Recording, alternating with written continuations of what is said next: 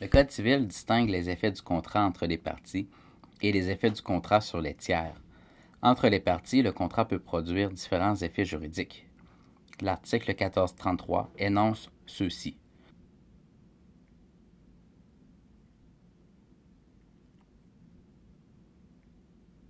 Tout d'abord, le contrat crée des obligations.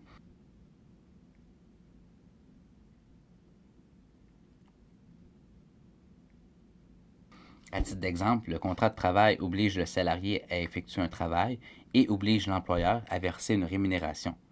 De même, le contrat de louage oblige le locataire à procurer la jouissance du bien au locataire, alors que ce dernier doit payer le loyer. Le contrat peut également avoir pour effet de modifier des obligations préexistantes. À titre d'exemple, l'assuré peut contacter son assureur afin d'ajouter une voiture additionnelle à son contrat d'assurance automobile. Cette nouvelle entente a pour effet de modifier le contrat initial d'assurance.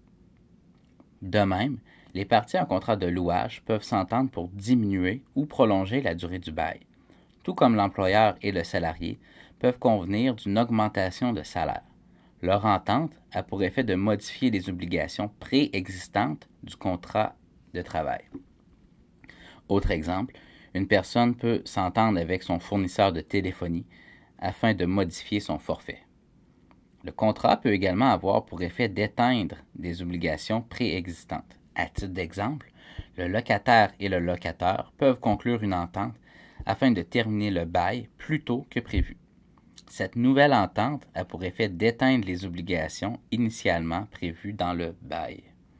Autre exemple, deux personnes se bagarrent et se blessent mutuellement. Ce fait juridique a pour conséquence de faire naître une obligation de réparer le dommage causé pour chacun des belligérants. À l'aide du contrat de transaction, les parties peuvent éteindre cette obligation de réparation. En effet, les parties peuvent convenir de ne pas se poursuivre l'un et l'autre et s'accorder une quittance mutuelle. Jusqu'à présent, nous venons de voir des hypothèses impliquant des droits personnels, mais le contrat peut également affecter de différentes façons des droits réels. Tout d'abord, le contrat peut avoir pour effet de constituer des droits réels. À titre d'exemple, j'accorde une hypothèque sur mon immeuble.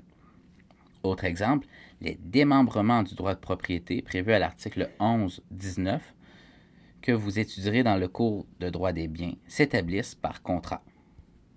Le contrat peut aussi avoir pour effet de transférer un droit réel d'un patrimoine à un autre. C'est le cas des contrats translatifs de droit de propriété tels que la vente, l'échange ou la donation.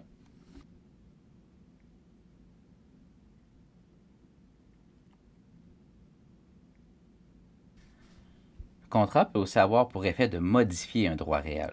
À titre d'exemple, les démembrements du droit de propriété constituent un droit réel pour l'un des cocontractants, mais modifient le droit réel de l'autre cocontractant. À titre d'exemple, j'accorde une servitude sur mon immeuble. L'étendue de mon droit de propriété est ainsi modifiée puisque je ne peux encombrer l'assiette de la servitude. Le contrat peut aussi avoir pour effet d'éteindre des droits réels. À titre d'exemple, j'accorde une propriété superficiaire sur mon immeuble. Ainsi, je permets à une entreprise d'enfouir des câbles sous mon terrain pendant 20 ans. 10 ans plus tard, alors que l'entreprise n'utilise plus ces câbles et que je veux vendre mon immeuble, nous convenons de mettre fin à la propriété superficiaire, ce qui, par le fait même, éteint des droits réels.